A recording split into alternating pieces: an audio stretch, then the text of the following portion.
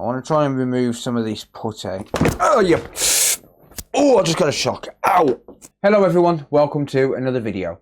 Today, we're going to be working on this Xbox Series X. This has been sent in because the customer said that it was working absolutely fine and suddenly it just powered off and wouldn't come back on. I've actually got a few of these in the queue right now. I've got, I think, 3 Xbox Series X's, which the customers are claiming that it just randomly died while they were playing and that it will no longer turn on. So it seems to be a fairly common issue, which seems to be showing itself more and more as time goes on. Obviously, these consoles are getting a little bit old now. They're, what, 3-4 years old now? And yeah, they do seem to be showing their true colours. So with that being said, my name is Dakota. I'm a electronics technician. I mainly work on games consoles, but I do work on other stuff as well. So if that's the sort of stuff you're into, be sure to get subscribed and turn on the bell notifications. That way you don't miss any future videos. If you do want to organise repair, you can get in touch with me at www.dakota.repair. You can send me a message and request a quote, or you can just book in your device and send it over for repair. If you do need parts and supplies for these, I do sell them on my online store, consolefix.shop.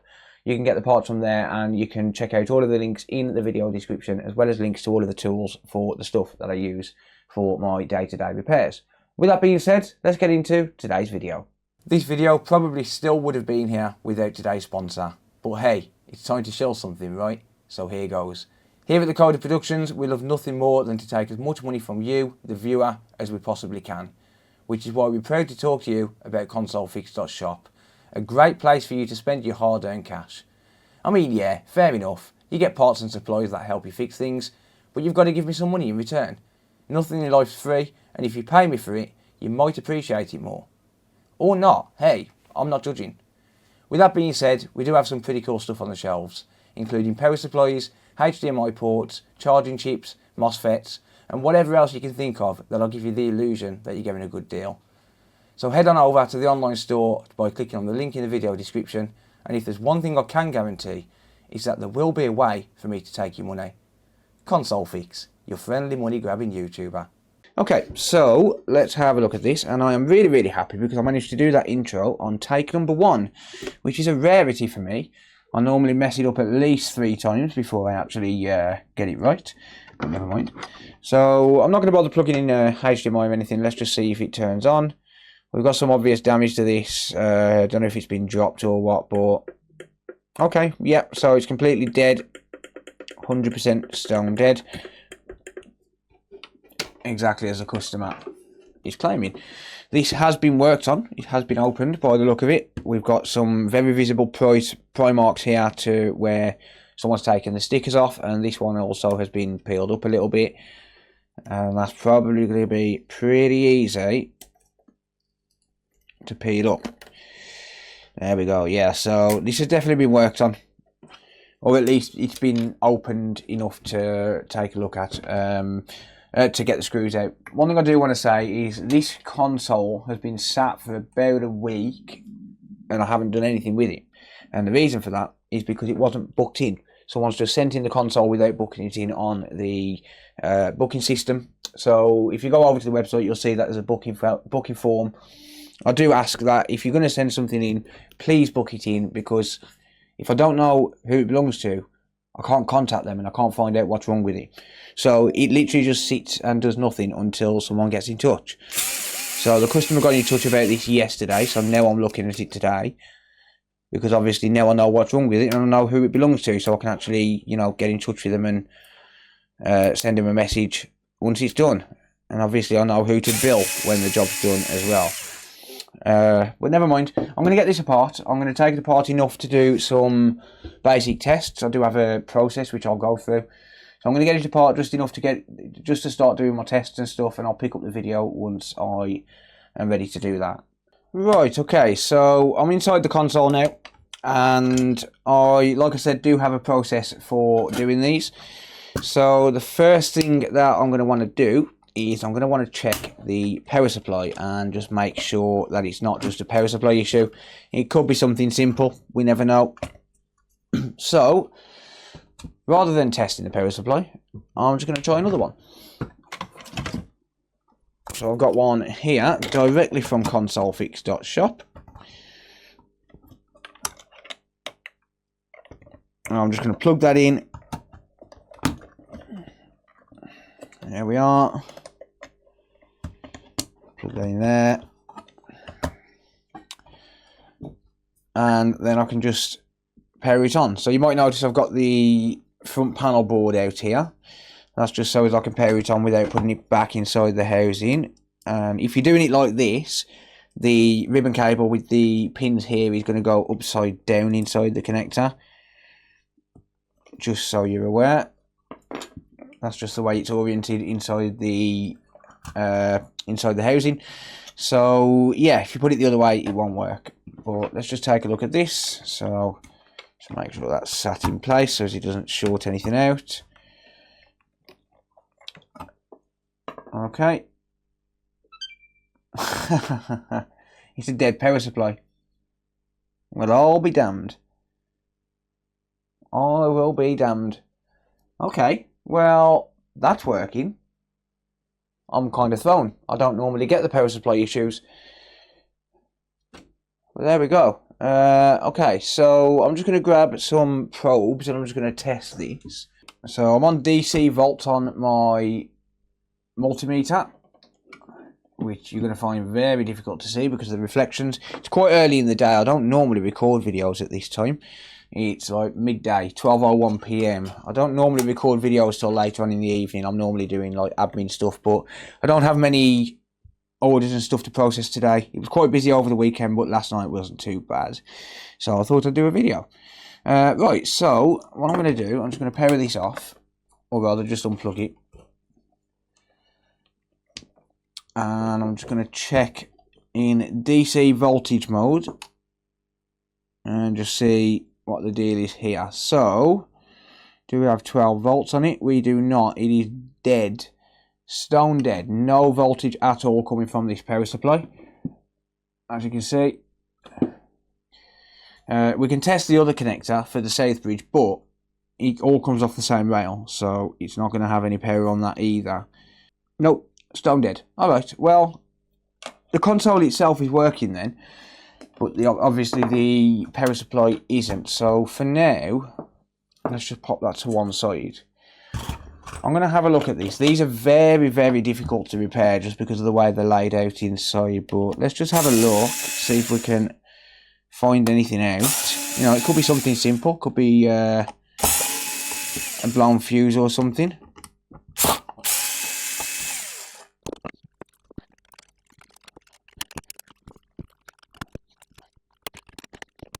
So I'm just trying to loosen this power supply off. So we've got some pins inside here. So you kind of have to bend the case a little bit to get to them. But it does shape back in. You know, you can get the case back together. But it is fairly difficult to actually get inside these.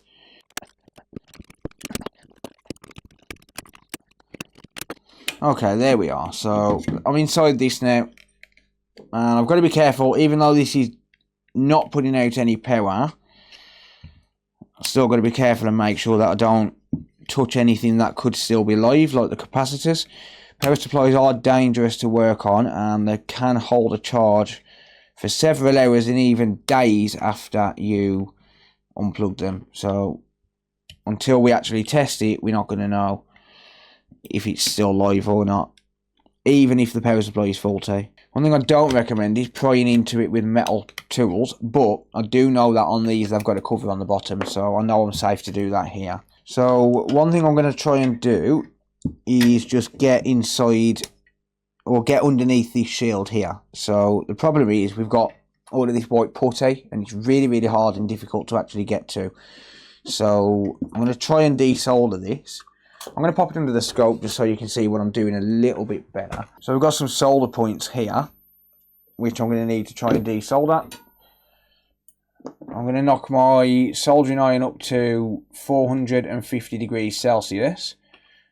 Yes, that's high, but it is a big ground plane and I do want to try and desolder this. So, yeah, it is high, 450, but, you know, it's going to be required in this case just to be able to desolder this. And in fact, I'm going to use a bit of hot air at the same time just to assist me because of how much thermal mass this is going to have. We are going to melt the plastic, but I'm not bothered about that. You can see just how much thermal mass this has got.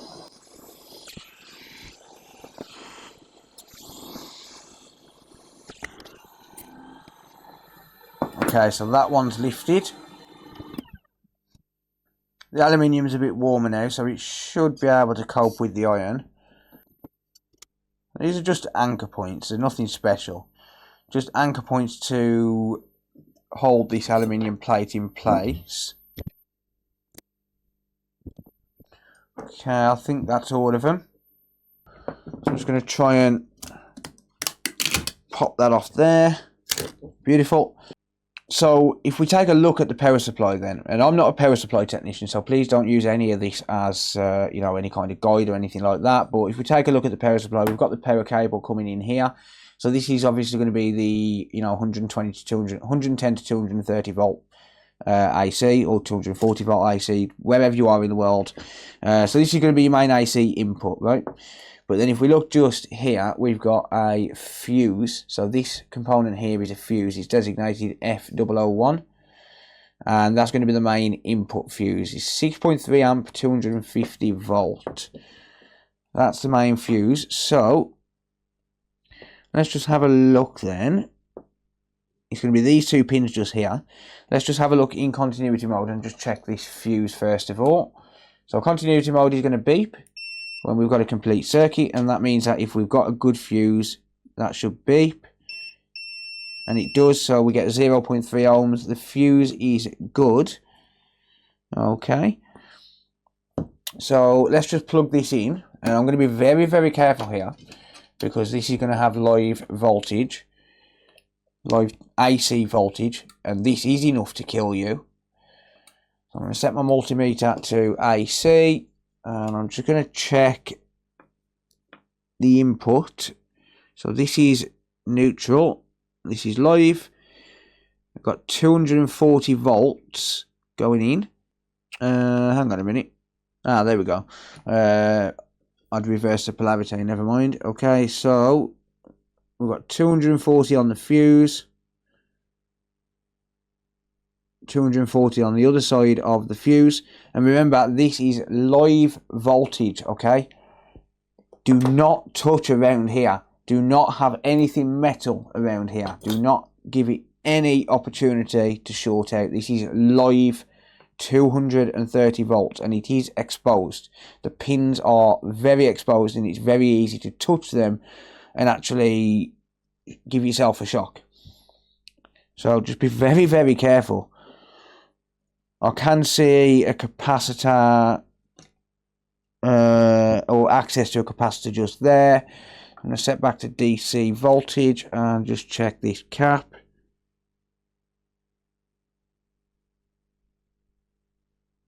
It looks like we get nothing on the capacitor. Okay. So I think what I'm going to do then is I'm going to pop a thermal camera on and just see if I can pick anything up on the thermal cam. So I'm going to see if I can find any heat spots, anything getting warm. You know, see if I can find any issue with this. It could be that a transistor's failed, or you know, it could be that a diode failed or something. But I think the quickest way is to find out with the thermal camera. So I'm going to do that. All right. So I've got my thermal camera set up. Let's just see if there's anything that I can see. We've got some heat spots. I think I've got this backwards. Yeah, there we go. So we've got some heat spots up in this corner here. We've also got a heat spot around here. And that actually looks like a capacitor. Let's just pop the macro lens on this. It's going to give me a closer view. No, that's some resistors. Okay, so they're probably going to be current sense resistors or something. We've got some heat around this area just here. Let's just flip this over. I'm trying to be very, very careful here.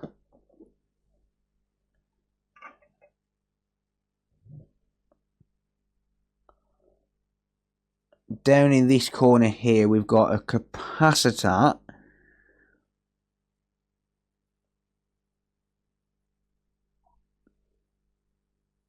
Which is getting warm. Looks like there's a transformer there. There's actually a bunch of transformers here. So the transformer could be getting warm, you know, normally. That could be normal. Although,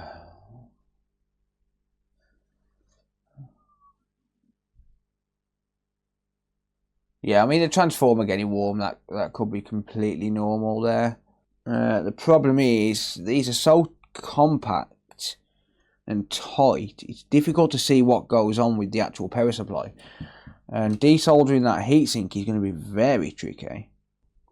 What I'm going to do is I'm just going to unplug these quickly so I can safely move it about and stuff.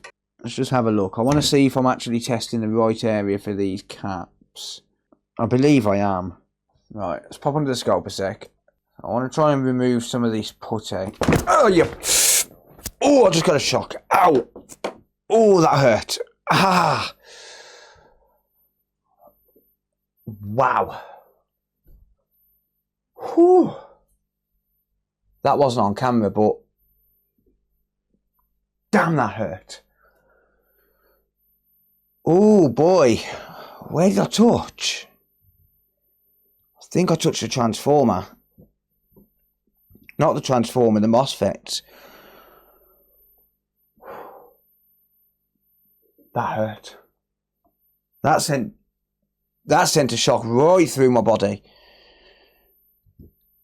Wow. That is why you should be careful. Okay? I was literally touching the edge of this, right?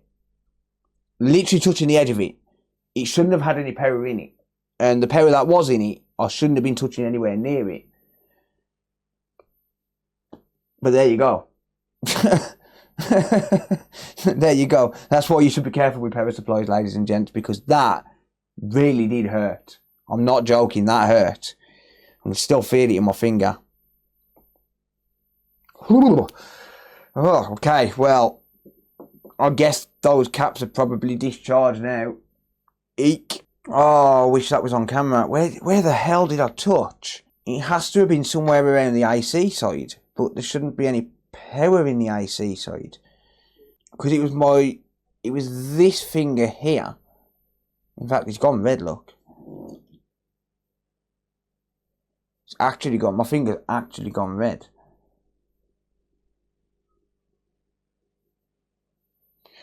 Wow. I don't understand where I was touching. That could have given me a shock. It has to have been around here, which is the AC side.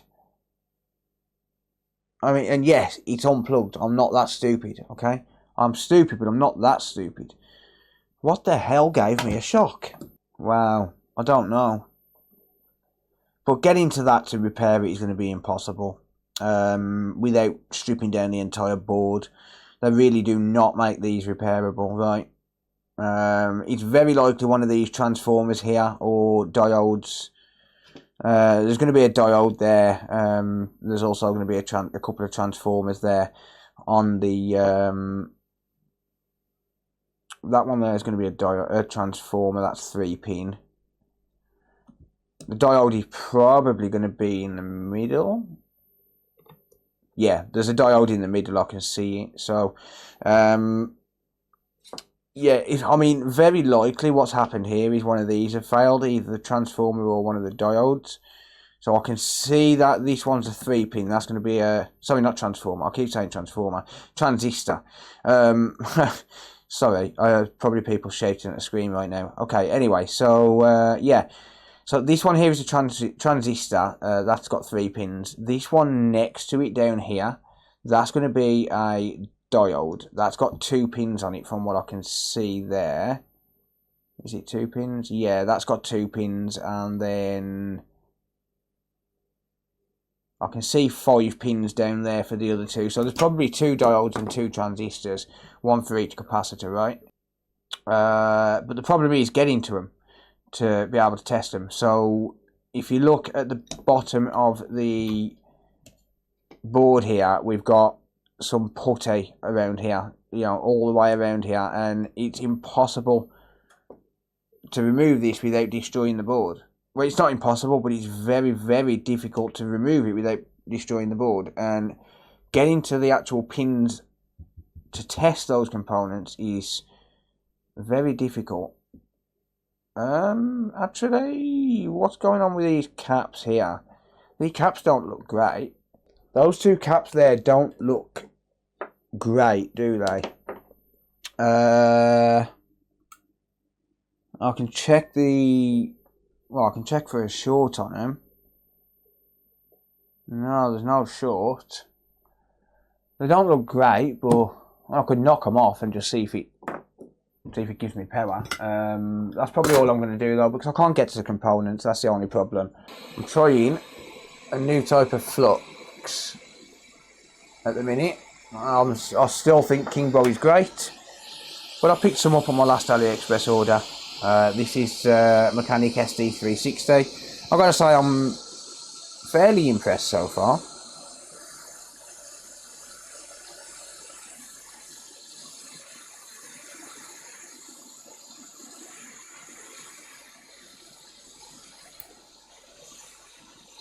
This is very unlikely to be the cause of this issue, by the way.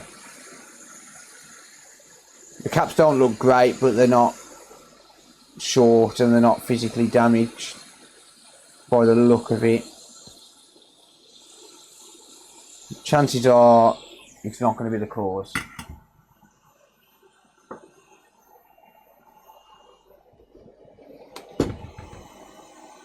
Alright, let's plug this back in and let's go back to DC volts first. Let's plug this back in and try not to electrocute myself.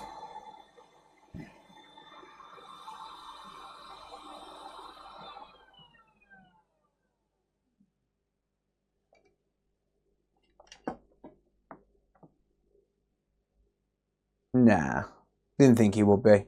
Still got no voltage. Alright, well, listen, this isn't an interesting video, okay? The issue with this console is the power supply. Obviously, the console is turning on with a replacement power supply, so I'm just going to do what I always do in this case, and that's just replace the power supply for the customer. I'm going to give the console a service, get it all ready to go back out, make sure it's not going to overheat and stuff like that.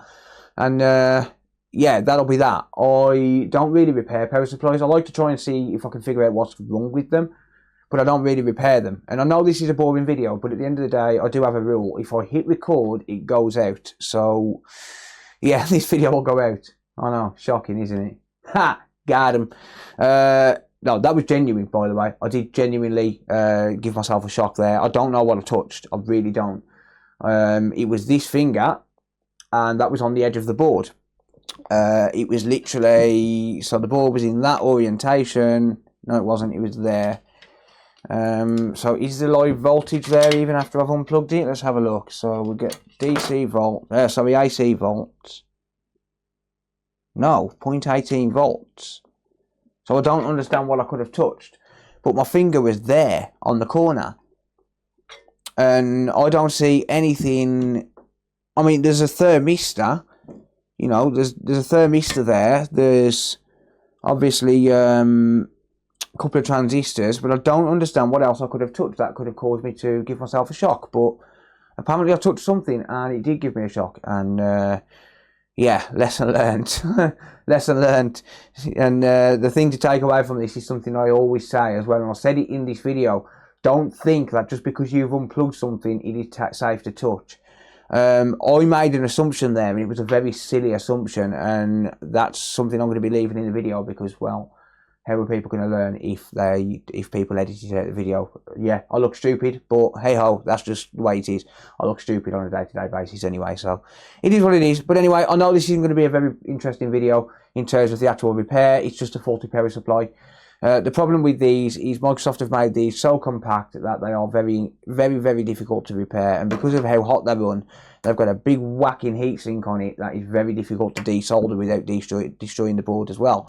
And that coupled with this putty that you've got on the bottom, and you can't get to the freaking components. So well done, Microsoft. You've just made it a lot more incentivizing. Incentivizing, is that a word? You've just added more incentive for the Chinese manufacturers to knock off your power supplies because you make them impossible to repair. You know, you could have just sold the parts to repair them and give us the schematics so that we can actually repair the damn things. But anyway, with that being said, thank you for watching. I really do appreciate it. If you do have any comments or questions, leave them down in the comment section down below. I'll always do my best to answer. And if you do want to organise a repair, you can get in touch with me at my website. Links will all be in the video description. Like I said, you can buy parts and supplies for these. I am very limited on power supplies at the minute. But other than that, you can buy parts and supplies for the consoles as well. With that being said, thank you for watching. I really do appreciate it. And until next time, stay safe. And I'll see you all in the next video. Take care, everyone. Bye for now.